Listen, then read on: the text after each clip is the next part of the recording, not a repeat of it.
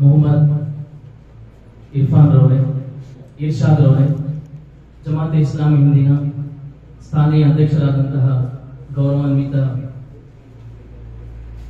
ಮೊಹಮ್ಮದ್ ಹುಸೇನ್ ರವರೇ ಹಾಗೂ ಸಹೋದರ ಇಮಾಮ್ ಹುಸೇನ್ ರವರೇ, ಈ ಕಾಲೇಜಿನ ಉಪನ್ಯಾಸಕ ಅರುಂದವೇ ಹಾಗೂ ಈ ಕಾರ್ಯಕ್ರಮದ ಕೇಂದ್ರ ಬಿಂದುಗಳಾಗಿರ್ತಕ್ಕಂತಹ ಎಲ್ಲ ವಿದ್ಯಾರ್ಥಿನಿಯರು, ನಿಮಗೆಲ್ಲ ತಿಳಿದಿರುವ ಹಾಗೆ ಈ ಜಗತ್ತಿನಾದ್ಯಂತ ಡಿಸೆಂಬರ್ 10 ಪ್ರತಿ ವರ್ಷ ವಿಶ್ವ ಮಾನವ ಹಕ್ಕುಗಳ ದಿನವನ್ನಾಗಿ ಆಚರಣೆ ಮಾಡಲಾಗ್ತಾ ಹೋಗುತ್ತೆ. ಆ ದಿನಕ್ಕೆ ಯಾಕೆ ಆ ಮಹತ್ವವನ್ನು ನೀಡಲಾಯಿತು ಅನ್ನೋದನ್ನು ನಾವಿಲ್ಲಿ ಗಮನಿಸಬೇಕು ಅಂತ. 2 ಮಹಾಯುದ್ಧಗಳು ಸಂಭವಿಸಿದವು ಈ ಜಗತ್ತಲ್ಲಿ. ಮೊದಲನೆಯ ಜಾಗತಿಕ ಮಹಾಯುದ್ಧ, 2ನೆಯ ಜಾಗತಿಕ ಮಹಾಯುದ್ಧ ಸಂಭವಿಸಿದೆ. ಆ 2 ಯುದ್ಧಗಳು ಸಂಭವಿಸಿ ಆದ್ಮೇಲೆ ಅಪಾರ ಜೀವಗಳು ಅಂದ್ರೆ ಮನುಷ್ಯರ ಜೀವಗಳು ಸಾಯ್ತಾರೆ. 2ನೆಯ ಮಹಾಯುದ್ಧದಲ್ಲಿ ಹಿರೋಶಿಮಾ ಮತ್ತು ನಾಗಸಾಕಿಯ ಮೇಲೆ ಹಾಕಿದ ಬಾಂಬಿನ ಪರಿಣಾಮದಿಂದಾಗಿ 2,14,000 ಜನ ಎಟ್ ಎ ಟೈಮ್ ಸಾವಿಗೆ ಶರಣ. ಇದನ್ನೆಲ್ಲ ಗಮನವನ್ನು ಹರಿಸಿರ್ತಕ್ಕಂಥ ವಿಶ್ವಸಂಸ್ಥೆ 3ನೆಯ ಮಹಾಯುದ್ಧ ಆಗ್ಬಾರ್ದು, ಪ್ರತಿಯೊಬ್ಬರಿಗೆ ಬದುಕುವ ಹಕ್ಕಿದೆ, ಕೊಲ್ಲುವ ಹಕ್ಕಿಲ್ಲ ಅನ್ನುವಂತ ಕಾರಣಕ್ಕಾಗಿದೆ ಡಿಸೆಂಬರ್ 10, 1948ರಂದು ಯೂನಿವರ್ಸಲ್ ಡಿಕ್ಲೇರೇಷನ್ ಅನ್ನುವಂತ ಹೆಸರಲ್ಲಿ ವಿಶ್ವ ಮಾನವ ಹಕ್ಕುಗಳ ದಿನವನ್ನಾಗಿ ಆಚರಣೆ ಮಾಡ್ತಾರೆ. ಅದರ ಅಂಗವಾಗಿ ಪ್ರತಿ ವರ್ಷ ಒಂದೊಂದು ದೇಹ ವಾಕ್ಯಗಳನ್ನು ಕೊಟ್ಟು ಮಾನವ ಹಕ್ಕುಗಳ ದಿನಾಚರಣೆಯನ್ನ ಈಗ ಆಚರಣೆ ಮಾಡಲಾಗ್ತಾ ಇದೆ. ಈಗ ಅದಕ್ಕೆ 75 ವರ್ಷ. ಆ ಮಾನವ ಆಚರಣೆ ಮಾಡುವಂತ ವರ್ಷಕ್ಕೆ ಎಷ್ಟು ವರ್ಷ ಇವಾಗ? 75 ಇಯರ್ಸ್. 75 ಇಯರ್ಸ್ ನ ಮೋಟೋ, ದೇಹ ವಾಕ್ಯ ಈ ರೀತಿಯಾಗಿದೆ: ಎಲ್ಲರಿಗೂ ಸ್ವತಂತ್ರ, ಸಮಾನತೆ ಮತ್ತು ನ್ಯಾಯ. All for justice, equality and freedom. ಇವತ್ತು ಈ 3 ವಿಷಯಗಳ ಮೇಲೆ ವಿಶ್ವಸಂಸ್ಥೆ ಜಾಗತಿಕ ಮಟ್ಟದಲ್ಲಿ ಜಾಗೃತಿಯನ್ನು ಮೂಡಿಸುವ ಪ್ರಯತ್ನವನ್ನು ಅದು ಮಾಡ್ತಾ ಇದೆ. ನಮ್ಮ ಭಾರತ ದೇಶದಲ್ಲಿ ಕೂಡ ಅಕ್ಟೋಬರ್ 12, 1993ರಲ್ಲಿ ವಿಶ್ವ ಮಾನವಗಳ ಅಂದ್ರೆ ರಾಷ್ಟ್ರೀಯ ಮಾನವದ ಆಯೋಗವನ್ನು ಸ್ಥಾಪನೆ ಮಾಡ್ತಾ ಅದರ ಕೇಂದ್ರ ಕಚೇರಿ ದೆಹಲಿಯಲ್ಲಿ. ಅದೇ ರೀತಿಯಾಗಿ ಜೂನ್ 28, 2005ರಲ್ಲಿ ಕೂಡ ನಮ್ಮ ರಾಜ್ಯದಲ್ಲಿ ಕರ್ನಾಟಕ ಸರ್ಕಾರ ರಾಜ್ಯ ಮಾನವ ಹಕ್ಕುಗಳ ಆಯೋಗವನ್ನು ಸ್ಥಾಪನೆ ಮಾಡುತ್ತೆ. ಅದರ ಕೇಂದ್ರ ಕಚೇರಿ ಎಲ್ಲಿದೆ? ಬೆಂಗಳೂರಿನಲ್ಲಿ. ಇದಿಷ್ಟು ಮಾಹಿತಿಯನ್ನು ನಿಮಗೆ ಯಾಕೆ ನಾನು ನೀಡಿದೆ ಅಂತ ಹೇಳಿದ್ರೆ, ಅದರ ಹಿನ್ನೆಲೆ ನಮ್ಗೆ ಅರ್ಥ ಆಗ್ಬೇಕು ಅಂತ. ಮಾನವ ಹಕ್ಕುಗಳನ್ನು ನಾವು ಆಚರಣೆ ಮಾಡಬೇಕಾದ್ರೆ ಅದರ ಬ್ಯಾಕ್ಗ್ರೌಂಡ್ ನಮಗೆ ಬಹಳ ಮುಖ್ಯ ಅಂತ ಹೇಳ್ತೇವೆ. ಈಗ ವಿಶ್ವಸಂಸ್ಥೆ ಸುಮಾರು 5 ಮಾನವ ಹಕ್ಕುಗಳನ್ನು ಅವತ್ತು ಎಲ್ಲ ಮಾನವರಿಗೆ ಸೇರಿದ್ದು ಅಂತ ಹೇಳಿ ಘೋಷಣೆ ಮಾಡಿದ್ರು. ಮೊದಲನೆಯ ಹಕ್ಕು ಜೀವಿಸುವ ಹಕ್ಕು, 2ನೆಯ ಹಕ್ಕು ಸ್ವಾತಂತ್ರ್ಯದ ಹಕ್ಕು, 3ನೆಯ ಹಕ್ಕು ಸಮಾನತೆಯ ಹಕ್ಕು, 4ನೆಯ ಹಕ್ಕು ಘನತೆಯ ಹಕ್ಕು, 5ನೆಯ ಹಕ್ಕು ಆಹಾರದ ಹಕ್ಕು. ಈ 5 ಹಕ್ಕುಗಳನ್ನು ಈ ಜಗತ್ತಲ್ಲಿ ಇರ್ತಕ್ಕಂಥ ಎಲ್ಲ ವ್ಯಕ್ತಿಗಳು ಅನುಭವಿಸಬೇಕು. ಇದರಲ್ಲಿ ಯಾವುದೇ ತಾರತಮ್ಯಗಳನ್ನು ಮಾಡಬಾರ್ದು ಅಂತ ಹೇಳಿ ಅದು ವಿಶ್ವಸಂಸ್ಥೆ ಘೋಷಣೆ ಮಾಡಿದ್ದು. ಈಗ ಇವು ಏನಾಗ್ತಾ ಇದ್ದಾವೆ ಅನ್ನೋದ್ರ ಬಗ್ಗೆ ನಾನು ನಿಮ್ಮ ಮುಂದೆ ಕೆಲವು ಮಾಹಿತಿಗಳನ್ನು ನೀಡ್ತೇನೆ. ಮೊದಲನೇ ಹಕ್ಕು ವಿಶ್ವಸಂಸ್ಥೆ ನೀಡಿರೋದು ಜೀವಿಸುವ ಹಕ್ಕು. ಈ ಭೂಮಿಯ ಮೇಲೆ ಹುಟ್ಟಿದ ಎಲ್ಲ ಜೀವರಾಶಿಗಳಿಗೆ, ಎಲ್ಲ ಮಾನವರಿಗೆ ಬದುಕುವ ಹಕ್ಕಿದೆ, ಕೊಲ್ಲುವ ಹಕ್ಕಿಲ್ಲ. ಹಾಗಾದ್ರೆ ಆಹಾರಕ್ಕಾಗಿ ಬದುಕುವಲ್ಲ ಸರ್ ನಾವು ಅಂತ ಹೇಳ್ಬೋದು. ಆಹಾರಕ್ಕಾಗಿ ನಾವು ಬದುಕಬೇಕಾದ್ರೆ ಅದೇನೇನ್ ಮಾಡ್ಬೇಕಾಗಿದೆ? ಕೊಲ್ಲಬೇಕಾಗಿದೆ. ಅದನ್ನ ಹೇಳ್ತಾ ಇಲ್ಲ. ಯಾವುದನ್ನ ನಾವು ಸೃಷ್ಟಿ ಮಾಡೋದಕ್ಕೆ ಸಾಧ್ಯ ಇಲ್ಲವೋ ಅದನ್ನ ಕೊಲ್ಲುವ ಹಕ್ಕು ಮನುಷ್ಯರಿಗಿಲ್ಲ, ಅದನ್ನ ಜೀವಿಸುವ ಹಕ್ಕು ಅಂತ ಹೇಳ್ತಾರೆ. ಹಾಗೆಯೇ ಭೂಮಿಯ ಮೇಲೆ ಇರುವಂತಹ ಪ್ರತಿಯೊಬ್ಬ ವ್ಯಕ್ತಿ ಕೂಡ ಜೀವಿಸುವ ಹಕ್ಕನ್ನು ನೀಡಿದೆ. ಅದೇ ರೀತಿ ನಮ್ಮ ಸಂವಿಧಾನ ಕೂಡ ಅದನ್ನು ನೀಡಿದೆ. ರಾಜ್ಯ ಸರ್ಕಾರಗಳು ಕೂಡ ಎತ್ತಿ ಹೇಳ್ತವೆ, ಫಂಡಮೆಂಟಲ್ ರೈಟ್ಸ್ ಅನ್ನುವಂತ ಹೆಸರಲ್ಲಿ ನಾವು ಅದನ್ನು ಕರೀತೇವೆ. ಹಾಗಾದ್ರೆ ಕೆಲವು ದಿನಗಳ ಹಿಂದೆ ಮಂಡ್ಯದಲ್ಲಿ ಪೂರ್ಣಿಮಾ ಅನ್ನುವಂತ ಒಬ್ಬ ಮಹಿಳೆ ನನ್ನ ಭ್ರೂಣವನ್ನ ಹೆಣ್ಣು ಅನ್ನುವಂತ ಕಾರಣಕ್ಕೆ, ನನ್ನ ಹೊಟ್ಟೆಯಲ್ಲಿರುವ ಮಗುವನ್ನ ಹೆಣ್ಣು ಅನ್ನುವಂತ ಕಾರಣಕ್ಕಾಗಿ ಕೊಲ್ಲಲಾಯಿತು ಅಂತ ಹೇಳಿ ಪೊಲೀಸ್ ಠಾಣೆಗೆ ಕಂಪ್ಲೇಂಟ್ ಕೊಡೋದಕ್ಕೆ ಹೋಗ್ತಾರೆ. ಆದ್ರೆ ಅಲ್ಲಿರ್ತಕ್ಕಂಥ ಪೊಲೀಸ್ ಸಿಬ್ಬಂದಿಗಳು ಆ ಕಂಪ್ಲೇಂಟ್ ಅನ್ನು ದಾಖಲಿಸುವುದು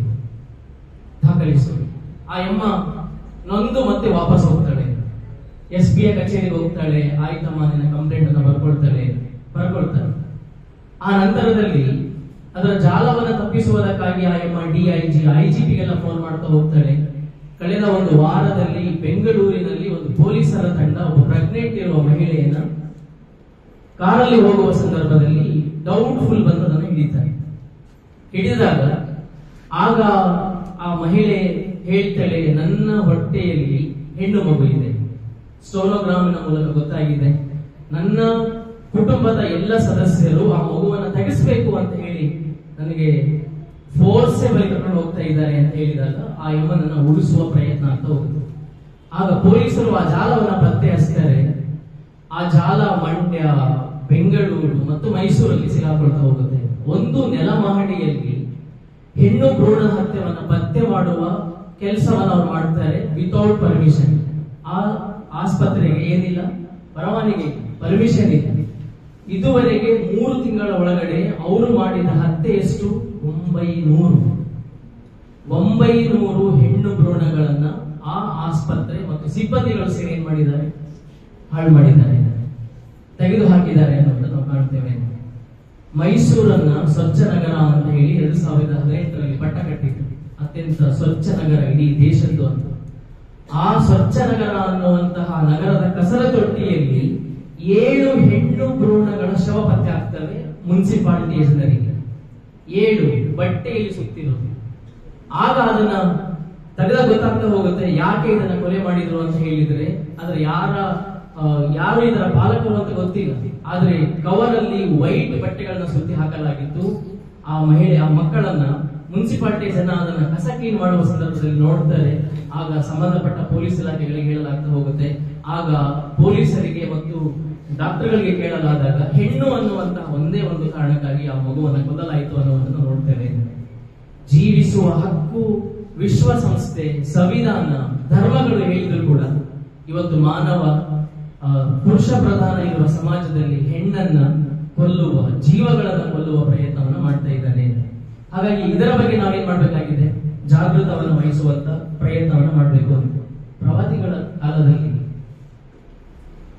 ಹೆಣ್ಣು ಹುಟ್ಟಿದರೆ ಜೀವಂತವಾಗಿ ಹೂಳುವ ಕಾಲ ಇತ್ತು. ಹೆಣ್ಣು ಹುಟ್ಟಿದ್ರೆ ಜೀವಂತವಾಗಿ ಹೂಳ್ತಾ ಇತ್ತು. ಒಬ್ಬ ಗರ್ಭಿಣಿಯಾಗಿರ್ತಕ್ಕಂಥ ಮಹಿಳೆ ಇದಾಳೆ, ನಾಳೆ ನಾಡಿದ್ದು ಡೆಲಿವರಿ ಆಗುತ್ತೆ ಅಂತ ಹೇಳಿದ್ರೆ ಆಲ್ರೆಡಿ ಶವ ಸಂಸ್ಕಾರ ಮಾಡುವುದಕ್ಕಾಗಿ ಗುಂಡಿಯನ್ನು ತೊಡಲಾಗ್ತಾ ಇತ್ತು, ಗೋರಿಯನ್ನು ತೊಡಲಾಗ್ತಾ ಇತ್ತು. ಆಗ ಪ್ರವಾದಿಯವರು ಈ ಸಮಾಜದಲ್ಲಿ ಬಂದು ಹೇಳ್ತಾರೆ ಜನರಿಗೆ, ನೀವು ಎಷ್ಟು ಪುರುಷರಿಗೆ ಆದ್ಯತೆಯನ್ನು ಕೊಡ್ತೀರೋ ಅಷ್ಟೇ ಮಹಿಳೆಯರಿಗೆ ಆದ್ಯತೆಯನ್ನು ಕೊಡಬೇಕು ಅಂತ ಹೇಳಿ ಪುರುಷರಿಗೆ ಸಾಧಿಸ್ತಾರೆ, ತಿಳಿ ಹೇಳ್ತಾರೆ.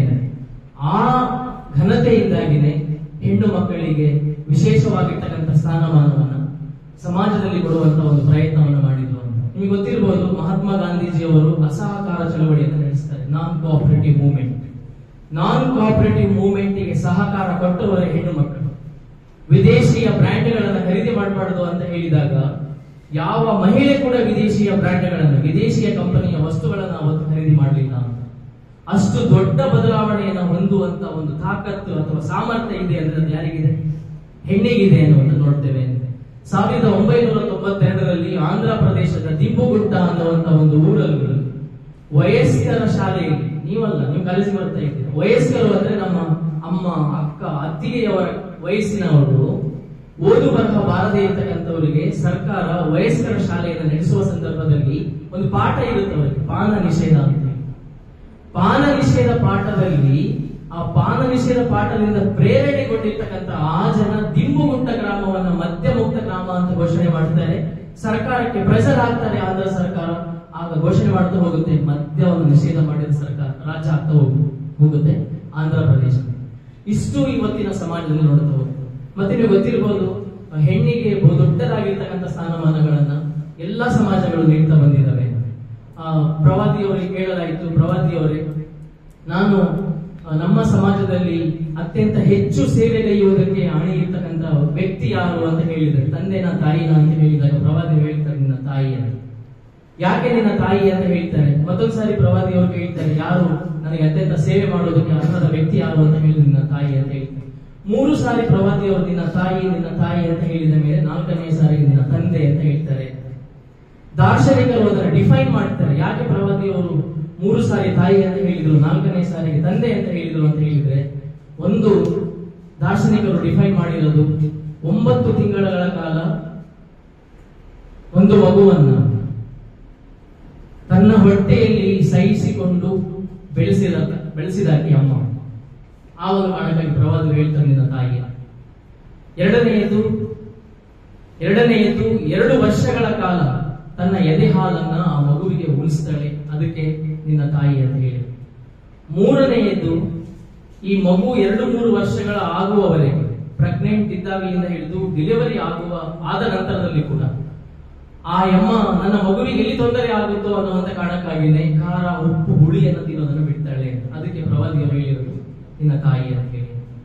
ಮತ್ತೊಬ್ಬ ವ್ಯಕ್ತಿ ಬಂದು ಕೇಳ್ತಾನೆ ಹೋಗ್ತಾನೆ, ಪ್ರವಾದಿಯವರೇ, ನಾನು ನನ್ನ ವಯಸ್ಸಾದ ತಾಯಿ ಇದ್ದಾಳೆ, ಅವರನ್ನ ನಾನು ಮಕ್ಕ ಯಾತ್ರೆಗೆ ಕರ್ಕೊಂಡು ಹೋಗಿದ್ದೇನೆ, ಎತ್ಕೊಂಡು ಹೋಗಿದ್ದೇನೆ, ಅವರ ಋಣ ಮುಗೀತಾ ಅಂತ ಹೇಳಿ ಕೇಳಿದಾಗ ಆಗ ಪ್ರವಾದಿಗಳು ಹೇಳ್ತಾರೆ, ಇಲ್ಲ, ಮುಗ್ದಿಲ್ಲ ಋಣ.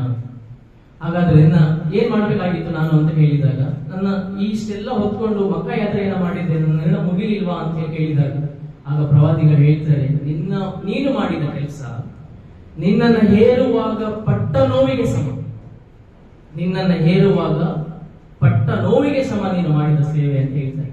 ಆದ್ರೆ ಅಂತ ಹೆಣ್ಣನ್ನ ಇವತ್ತು ಸಮಾಜ ಏನ್ ಮಾಡ್ತಾ ಇದೆ? ಕೊಲೆ, ವರದಕ್ಷಿಣೆ ಹೆಸರಲ್ಲಿ ಶೋಷಣೆ, ದಬ್ಬಾಳಿಕೆ, ದೌರ್ಜನ್ಯ, ಅನಾಚಾರ ಇದೆಲ್ಲ ಕೂಡ ಮಾಡ್ತಾ ಇದೆ. ನೀವೆಲ್ಲ ವಿಜ್ಞಾನದ ವಿದ್ಯಾರ್ಥಿಗಳಿದ್ದೀರಿ. ವಿಜ್ಞಾನಿಗಳು, ಡಾಕ್ಟರ್ಸ್ ಎಲ್ಲ ಹೇಳ್ತಾ ಹೋಗ್ತಾರೆ, ಹೆರಿಗೆಯ ನೋವು ಎಷ್ಟಾಗುತ್ತೆ ಒಬ್ಬ ಮಹಿಳೆಗೆ ಅಂತ ಹೇಳಿದಾಗ, ನ್ಯಾಚುರಲ್ ಡೆಲಿವರಿ ಆದ್ರೆ, ಸಿಸೇರಿಯನ್ ಆದ್ರೆ, ನ್ಯಾಚುರಲ್ ಡೆಲಿವರಿ ಆದ್ರೆ ಡಾಕ್ಟರ್ಸ್ ಹೇಳ್ತಾ ಹೋಗ್ತಾರೆ, ಮಾನವನ ದೇಹದಲ್ಲಿರುವ ಎಲ್ಲ ಮೂಳೆಗಳನ್ನ ಒಟ್ಟಿಗೆ ಮುರಿದಾಗ ಆಗುವಂತ ನೋವು ಆಗ ಆ ತಾಯಿಗೆ ಆಗ್ತಾ ಹೋಗುತ್ತೆ. ಯಾವಾಗ? ಡೆಲಿವರಿಯ ಸಂದರ್ಭದಲ್ಲಿ. ಅಷ್ಟು ನೋವನ್ನ ಸಹಿಸಿಕೊಂಡು ಒಂದು ಮಗುವಿಗೆ ಜನ್ಮವನ್ನು ಕೊಡ್ತಾಳೆ. ಆದ್ರೆ ಅಂತ ಹೆಣ್ಣನ್ನ ಇವತ್ತಿನ ಸಮಾಜ ಉದರದಲ್ಲಿದ್ದಾಗ, ಹೊಟ್ಟೆಯಲ್ಲಿ ಇದ್ದಾಗಲೇ ಅದನ್ನ ಸೋನೋಗ್ರಾಮಿನ ಹೆಸರಲ್ಲಿ ಕೊಂದು ಹಾಕ್ತಾ ಇದೆ.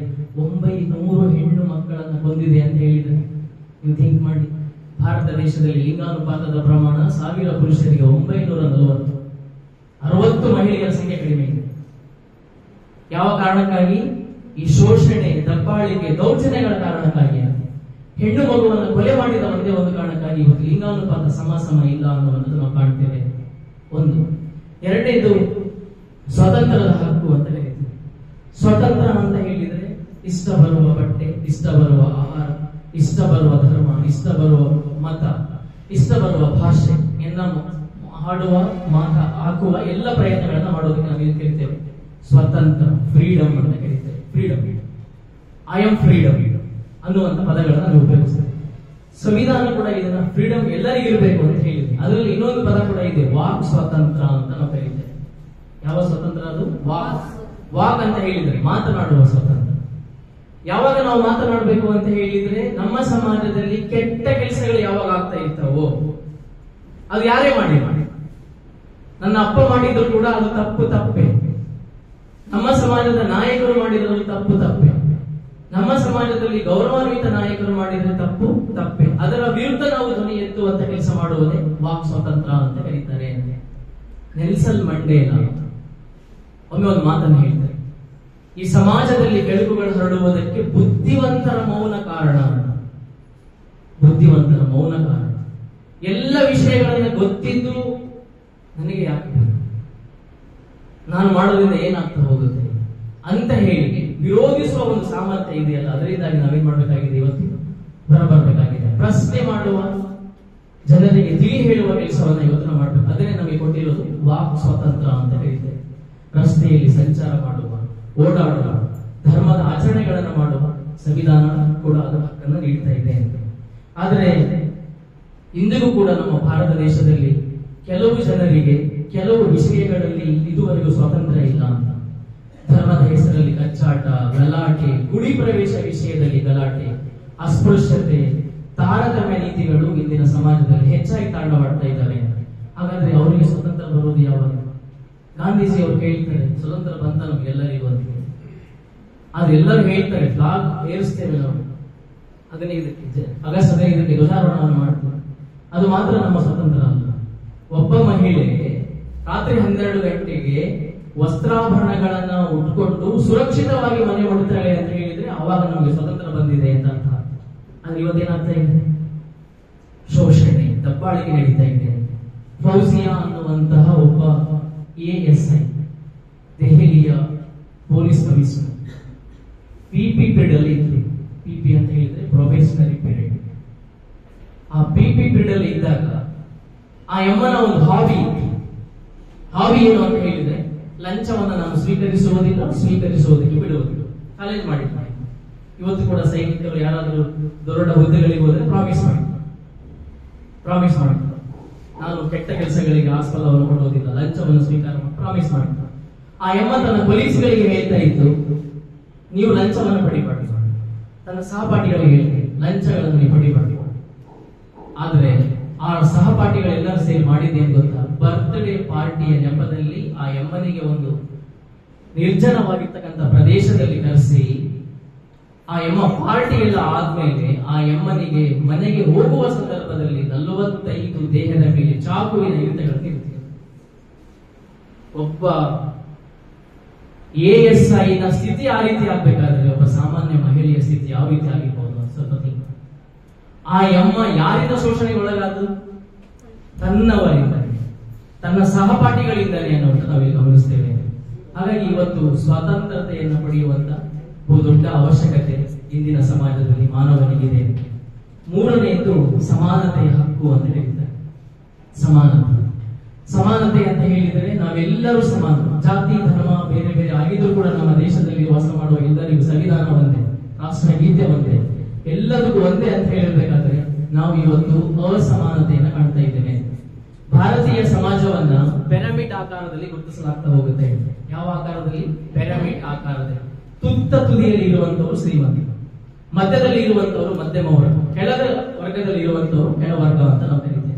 ಕೆಳವರ್ಗ ಮೇಲ್ಭಾಗದಲ್ಲಿ ಎಷ್ಟು ಕಾಣಿಸ್ತಾ ಇದೆಯಲ್ಲ ಅದಕ್ಕಿಂತಲೂ ಆಳದಲ್ಲಿ ಮುಚ್ಚಲ್ಪಟ್ಟಿದೆ, ಅದು ಕಾಣಿಸ್ತಾ ಇಲ್ಲ ಕಣ್ಣಿಗೆ. ಬುನಾದಿ ನೋಡಿರ್ಬೋದು ಇಲ್ಲ, ಬುನಾದಿ ಒಳಗಡೆ ಅಡಗಿರುತ್ತೆ, ಕಾಣೋದಲ್ಲ ಕಣ್ಣಿಗೆ, ಮೇಲಿಯ ಕಟ್ಟಡ ಮಾತ್ರ ಕಾಣ್ತಾ ಇರುತ್ತೆ.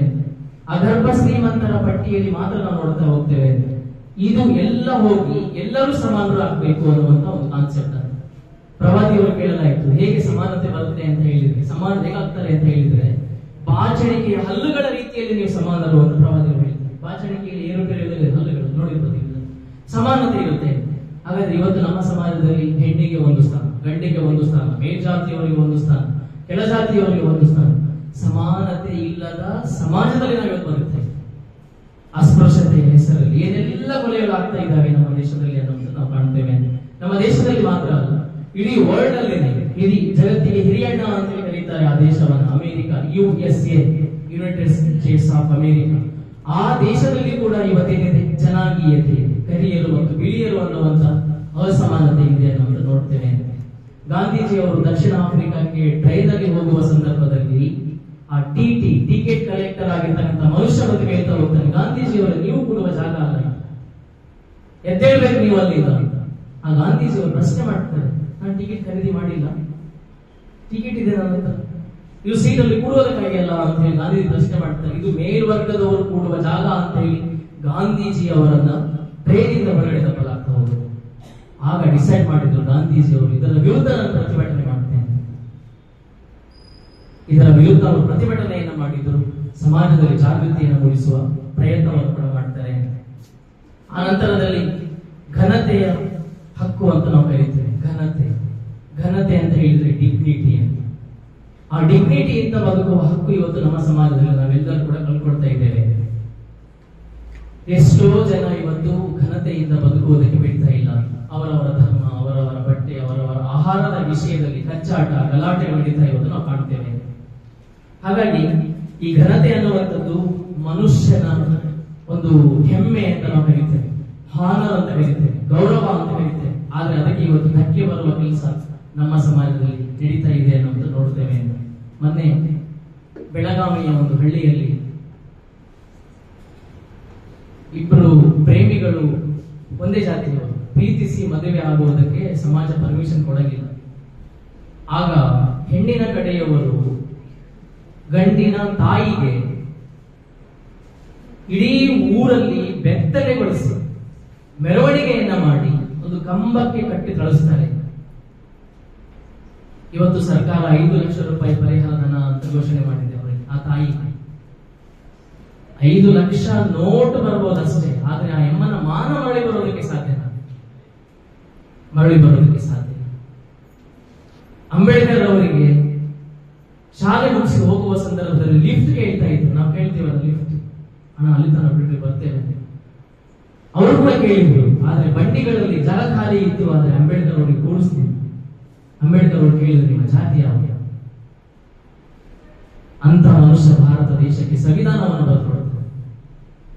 ಘನತೆಯಿಂದ ಬದುಕಲಿ ಅನ್ನುವಂತ ಕಾರಣ ಸಂವಿಧಾನದ ಶಿಲ್ಪಿ ಅಂತ ನಾವು ಅವರನ್ನು ಕರೀತೇವೆ. ಬಸವಣ್ಣನವರು ಒಂದು ಕಡೆ ಹೇಳ್ತಾರೆ, ಉಳ್ಳವರು ಶಿವಾಲಯ ನಿರ್ಮಿಸುವರು, ನಾನೇನು ಮಾಡಲಿ ಬಡವನಯ್ಯ. ಎನ್ನ ಕಾಲೇ ಕಂಬ, ದೇಹವೇ ದೇಗುಲ, ಶಿರವೇ ಅನ್ನ ಕಳಸ ನೋಡಯ್ಯ.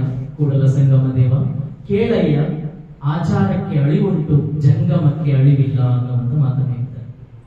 ಕನಕದಾಸರು ಕೂಡ ಒಮ್ಮೆ ಹೇಳ್ತಾರೆ, ಕುಲ ಕುಲ ಎಂದು ಹೊಡೆದಾಡದಿರಿ ಉಚ್ಚಪ್ಪಗಳಿಲ್ಲ, ನಿಮ್ಮ ಕುಲದ ನೆಲೆಯೇನಾದರೂ ಬಲ್ಲಿರ ಅನ್ನುವಂತ ಮಾತನ್ನು ಹೇಳ್ತಾರೆ. ಆದ್ರೆ ಇವತ್ತು ನಮ್ಮ ಸಮಾಜದಲ್ಲಿ ಜಾತಿಯ ಹೆಸರು, ಧರ್ಮದ ಹೆಸರಲ್ಲಿ ಕೊಲೆ, ಸುಲಿಗೆ, ಅತ್ಯಾಚಾರ, ಅನಾಚಾರಗಳು ಇವತ್ತು ಜಾಸ್ತಿ ನಡೀತಾ ಇದ್ದಾವೆ. ಆ ನಂತರದಲ್ಲಿ ಬಂದಿರೋದು ಆಹಾರದ ಹಕ್ಕು ಅಂತ ನಾವು ಕರಿತೇವೆ, ರೈಟ್ ಟು ಫುಡ್. ನಿಮಗೆ ಗೊತ್ತಿರ್ಬೋದು, ಇವತ್ತು ಆಹಾರದ ಹೆಸರಲ್ಲಿ ಕಚ್ಚಾಟಗಳು ನಡೀತಾ ಇದ್ದಾವೆ. ಅದು ಅವರ ಆಹಾರ, ಇದು ಇವರ ಆಹಾರ, ನೀವ್ಯಾಕೆ ತಿಂದ್ರಿ, ನಾವ್ಯಾಕೆ ತಿನ್ಬಾರ್ದು, ಇದೆಲ್ಲ ಕಚ್ಚಾಟಗಳು ಜಗತ್ತಿನ ನಡೀತಾ ಇದೆ. ವಿಶ್ವಸಂಸ್ಥೆ ಹೇಳಿರೋದು, ಇಷ್ಟ ಬರುವ ಆಹಾರವನ್ನು ಆ ವ್ಯಕ್ತಿ ತಿನ್ಬಹುದು, ABCD ವಿಟಮಿನ್ ಇರುವ ಯಾವುದೇ ಆಹಾರವನ್ನು ಮನುಷ್ಯ ತಿನ್ಬಹುದು ಅಂತ ಹೇಳ್ತೀವಿ. ಹಾಗಾಗಿ ಇವತ್ತು ಆಹಾರದ ವಿಷಯದಲ್ಲಿ ಕಚ್ಚಾಟ, ಗಲಾಟೆಗಳು ಇಂದಿನ ಸಮಾಜದಲ್ಲಿ ಹೆಚ್ಚಾಗ್ತಾ ಇದ್ದಾವೆ. ಅದನ್ನು ತಡೆದು ಹಾಕುವುದಕ್ಕಾಗಿಯೇ ವಿಶ್ವಸಂಸ್ಥೆ ಈ 5 ಹಕ್ಕುಗಳ ಬಗ್ಗೆ ಜಾಗೃತಿಯನ್ನು ಮೂಡಿಸುವ ಪ್ರಯತ್ನವನ್ನು ಮಾಡ್ತಾ ಇದೆ. ನಿಮಗೆ ಗೊತ್ತಿರಬಹುದು, ಭಾರತ ದೇಶದಲ್ಲಿ ವರ್ಷಕ್ಕೆ 65,000 ಜನ ಹಸಿವೆಯಿಂದ ಸಾಯ್ತಾರೆ. 65,000 people died in hunger. ಹಸಿವೆಯಿಂದ ಸಾಯ್ತಾರೆ ದೇಶದಲ್ಲಿ.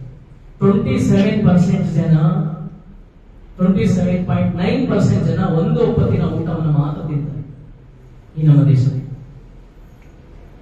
ನಾವು ಒಂದು ತುತ್ತು ತಿನ್ನುವ ಅನ್ನ ಚಲ್ತೇವಲ್ಲ ಹೊರಗಡೆ, 14 ಗುಬ್ಬಿಗಳ ಆಹಾರ ಆಗುತ್ತೆ. ಹಸಿದವನಿಗೆ ಗೊತ್ತು ಅನ್ನದ ನೋವು ಏನು ಅಂತ, ಊಟದ ನೋವು ಏನು ಅಂತ. ಅದಕ್ಕಾಗಿನೇ ಬಸವಣ್ಣನವರು ಹೇಳ್ತಾರೆ, ದಾನದಲ್ಲಿ ಶ್ರೇಷ್ಠ ದಾನ ಅನ್ನದಾನ. ಅಂತ ಒಂದು ಅನ್ನವನ್ನ, ಆಹಾರವನ್ನ ಇವತ್ತು ಕಸಿಯಲಾಗ್ತಾ ಹೋಗುತ್ತೆ. ತಮಿಳುನಾಡಿನಲ್ಲಿ ನಡೆದ ಘಟನೆ, ಒಂದು ಅಗರ್ಭ ಶ್ರೀಮಂತರ ಮನೆಯಲ್ಲಿ ನಿಮ್ಮ ವಯಸ್ಸಿನ ಒಬ್ಬ ಮಹಿಳೆ ಕೆಲಸಕ್ಕಾಗಿ ಹೋಗ್ತಾ ಇತ್ತು. ಆ ಅಗರ್ಭ ಶ್ರೀಮಂತರ ಮಹಿಳೆಯ ಬರ್ತ್ಡೇ ಇರುತ್ತೆ. ಆಗ ಎಂಬ ಬೆಳಗ್ಗೆಯಿಂದಲೇ ವಾಟ್ಸ್ಆಪ್ ಸ್ಟೇಟಸ್ ಎಲ್ಲ ಹಾಕಿ ಸುಮಾರು ಜನ ತಮ್ಮ ಓಣಿ ಎಲ್ಲ ವ್ಯಕ್ತಿಗಳು ವಿಶಸ್ಗಳನ್ನು ಹಾಕ್ತಾ ಇದ್ದಾರೆ, ಇದೆಲ್ಲ ಮಾಡ್ತಾ ಇದ್ದಾರೆ ಅಂತ ಹೇಳಿ ಅಮ್ಮ ವಿಶ್ ಮಾಡಿರ್ತಕ್ಕಂಥ ಎಲ್ಲರಿಗಳಿಗೆ ಆಹ್ವಾನ ಕರೀತಾರೆ ಊಟಕ್ಕೆ. ಅವತ್ತು ಬಿರಿಯಾನಿಯನ್ನ ಮಾಡಿಸಿರ್ತಾರೆ. ಆ ಬಿರಿಯಾನಿಯನ್ನ ಮಾಡಿಸಿದಾಗ ಆ ಕೆಲಸ ಮಾಡ್ತಾ ಇದ್ದ ಮಹಿಳೆ ಇರ್ತದ, ಇವತ್ತು ನನಗೆ ಊಟ ಸಿಗುತ್ತೆ, ಹೊಟ್ಟೆ ತುಂಬಾ ಅಂತ ಆಸೆ ಪಟ್ಟಿರ್ತಾರೆ. ಆಗ ಎಲ್ಲ ಕೆಲಸವನ್ನ ಮಾಡ್ತಾಳೆ. ಆ ಒಡತಿ ಎಲ್ಲರಿಗೂ ಆಹಾರವನ್ನ ಬಡಿಸಿ ಆದ್ಮೇಲೆ 1 ಪ್ಲೇಟ್ ಮಾತ್ರ ಆಹಾರ ಉಳಿದಿರುತ್ತೆ. ಆಗ ಆ ಹುಡುಗಿ ಹೇಳ್ತಾಳೆ, ನೀನೊಂದು ಕ್ಲೀನ್ ಮಾಡು, ಪಾತ್ರೆಯನ್ನ ಕ್ಲೀನ್ ಮಾಡಿದ ನಂತರದಲ್ಲಿ ಆ ಎಮ್ಮನ ಆಸೆ ಏನಾಗಿತ್ತು, ನನಗೆ ತಿನ್ನು ಅಂತ ಹೇಳ್ತಾಳೆ. ಆದ್ರೆ ಆ ಎಮ್ಮ ತಿನ್ನು ಅಂತ ಹೇಳಿಲ್ಲ. ಅಲ್ಲಿ ಕಟ್ಟಿ ಹಾಕಿದ ನಾಯಿ ಇದೆಯಲ್ಲ, ನಾಯಿಗೆ ಹಾಕು ಅಂತ ಹೇಳಿದ್ರು. ಯಾರಿಗೆಲ್ಲ ಕಷ್ಟಪಟ್ಟು ದುಡಿತಾ ಇದ್ದಾಳೆ ಆ ಎಮ್ಮ, ಆದ್ರೆ ಆ ಎಮ್ಮನ ಕಡೆಯಿಂದ ಅವರಿಗೆ ಏನ್ ಸಿಗ್ತಾ ಇಲ್ಲ, ಆಹಾರ ಸಿಗ್ತಾ ಇಲ್ಲ. ಆಹಾರದ ಕೊರತೆ ಇಂದಿನ ಸಮಾಜದಲ್ಲಿ ಹೆಚ್ಚಾಗ್ತಾ ಇದೆ. ಈ 6 ಹಕ್ಕುಗಳನ್ನು ವಿಶ್ವಸಂಸ್ಥೆ ಮಾನವ ಸಮಾಜಕ್ಕೆ ಅರಿವಾಗಲಿ ಅನ್ನುವಂತ ಕಾರಣಕ್ಕಾಗಿ ದೇಶದಾದ್ಯಂತ ಜಾಗೃತಿ ಮೂಡಿಸುವ ಪ್ರಯತ್ನ ಮಾಡ್ತಾ ಇದೆ. ಇದರೊಟ್ಟಿಗೆ ಕೂಡ ನನ್ಗೆ ಆಲ್ರೆಡಿ ಹೇಳಿದೆ, ಎಲ್ಲರಿಗೂ ನ್ಯಾಯ, ಎಲ್ಲರಿಗೂ ಸಮಾನತೆ, ಎಲ್ಲರಿಗೂ ಸ್ವಾತಂತ್ರ್ಯ ಸಿಗ್ಬೇಕು ಅನ್ನುವಂತ ಉದ್ದೇಶಕ್ಕಾಗಿ ವಿಶ್ವಸಂಸ್ಥೆ ಜಾರಿಗೊಳಿಸ್ತಾ ಇದೆ.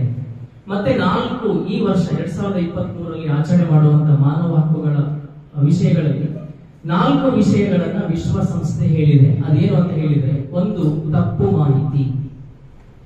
ಇವತ್ತಿನ ಕಾಲದಲ್ಲಿ ಇಡೀ ಜಗತ್ತಿನಾದ್ಯಂತ ರಾಂಗ್ ಇನ್ಫಾರ್ಮೇಶನ್ ಜಾಸ್ತಿ ಹರಡ್ತಾ ಇದೆ.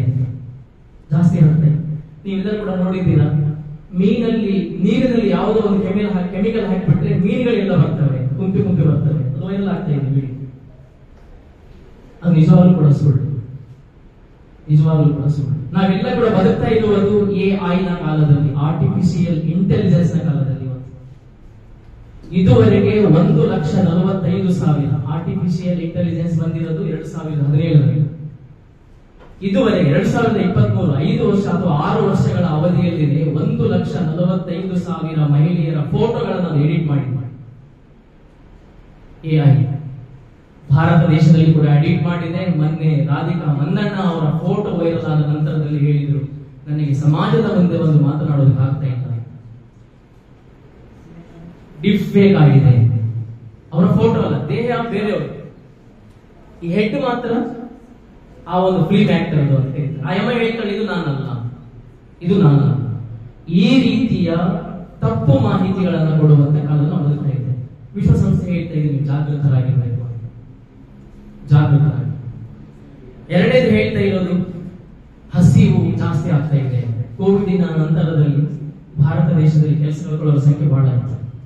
ಆಗ ದುಡಿತದ ಪ್ರಮಾಣ ಜಾಸ್ತಿ ಆಯ್ತು. ನೀತಿ ಆಯೋಗ ಹೇಳ್ತಾ ಇದೆ, ಒಂದು ತಿಂಗಳಿಗೆ 10,000 ರೂಪಾಯಿ ಯಾರು ಗಳಿಸ್ತಾರೋ ಈಗ ಆತ ಭಾರತದ ಗರ್ಭ ಶ್ರೀಮಂತ. ಸುಮಾರು ಜನ ಕೆಲಸ ಕಳ್ಕೊಂಡ್ರ ಅರ್ಥ ಏನು? ನಿರುದ್ಯೋಗಿಗಳಾಗಿರೋದ್ರ ಅರ್ಥ ಏನು? ಊಟ ಇಲ್ಲ. ಹಸಿವಿನ ಪ್ರಮಾಣ ಜಾಸ್ತಿ ಆಗ್ತಾ ಇದೆ. ಈ ಹಸಿವಿನಿಂದಲೂ ಕೂಡ ನೀವು ಜಾಗೃತರಾಗಬೇಕು. ನಿಮ್ಗೆ ಗೊತ್ತಿರಬಹುದು, ಅನೇಮಿಯಾ ಅಂತ ರೋಗ ಕಾಡ್ತಾ ಇದೆ. ಹಿಮೋಗ್ಲೋಬಿನ್ ಕಡಿಮೆ ಆಗ್ತದೆ. ಟೆಸ್ಟ್ ಮಾಡಿರ್ಬೋದು ಅನ್ಕೊಳ್ತೇವೆ ವಿದ್ಯಾರ್ಥಿಗಳು. PUC ಅವರಿಗೆಲ್ಲ ಟೆಸ್ಟ್ ಮಾಡಿದ್ದಾರೆ ಹಿಮೋಗ್ಲೋಬಿನ್. ಸರ್ಕಾರದ ಆದೇಶ ಕೂಡ ಇದೆ, PUCಯ ಮಕ್ಕಳಿಗೆ ಹಿಮೋಗ್ಲೋಬಿನ್ ಕೊರತೆ ಆಗ್ತಾ ಇದೆ, ಅವರಿಗೆ ಟೆಸ್ಟ್ ಮಾಡಬೇಕು ಅಂತ ಆದೇಶ ಕೂಡ ಇದೆ. ಇವತ್ತು ಹಸಿವೆಯಿಂದ ಈ ರೋಗ ನಮಗೆ ಸೃಷ್ಟಿಯಾಗುವುದನ್ನು ನಾವು ಕಾಣ್ತೇವೆ. ನಂತರದಲ್ಲಿ ಬರುವಂತದ್ದು ಬಡತನದ ಹೆಚ್ಚಳದಲ್ಲಿ ಭಾರತ 65ನೇ ಸ್ಥಾನದಲ್ಲಿ ನಾವಿದ್ದೇವೆ.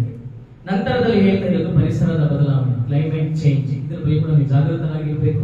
ಒಂದು ದಿನಕ್ಕೆ ಒಬ್ಬ ಮಾನವ 2 ಸಿಲಿಂಡರ್ನಷ್ಟು ಗಾಳಿಯನ್ನು ಉಸಿರಾಡ್ತಾನೆ, ಉಚಿತವಾಗಿ. ಒಂದು ಸಿಲಿಂಡರ್ ಮೇಲೆ ಎಷ್ಟು ಅಂತ ನಿಮಗೆ ಗೊತ್ತಿದೆ. ಒಂದು ದಿನಕ್ಕೆ ನಾವು 2 ಸಿಲಿಂಡರ್ ಗಾಳಿಯನ್ನು ಉಸಿರಾಡ್ತೀವಿ, ಪುಕ್ಕಟೆ. ಆದ್ರೆ ಆ ಗಾಳಿ ಏನಾಗಿದೆ ಇವತ್ತು? ಕಲ್ಮಶ ಆಗ್ತಾ ಇದೆ. ಅದಕ್ಕೆ ನೈಜ ಉದಾಹರಣೆ